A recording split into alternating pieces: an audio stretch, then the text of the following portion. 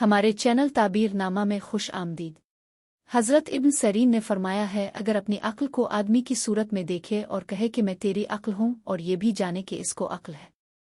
اگر خواب دیکھنے والا اس بات کا اہل ہے، دلیل ہے کہ اس کی بادشاہ کے لڑکے سے صحبت ہوگی اور اس سے خیر دیکھے گا، اور شاہزادہ اس کو پسند کرے گا اور مہربانی کی نظر سے اسے دیکھے گا۔ حضرت ابراہیم کرمانی نے فرمایا ہے، اگر کوئی اپنی عقل کو اس صورت میں دیکھے، دلیل ہے کہ نصیب اس کی طرف رخ کرے گا اور عزت اور مرتبہ اور دولت پائے گا۔ حضرت جابر مغربی نے فرمایا ہے کہ خواب میں عقل اور روح ماں باپ ہے، خواہ غائب ہیں خواہ زندہ ہیں، دلیل ہے کہ ان کا دیدار پھر کرے گا،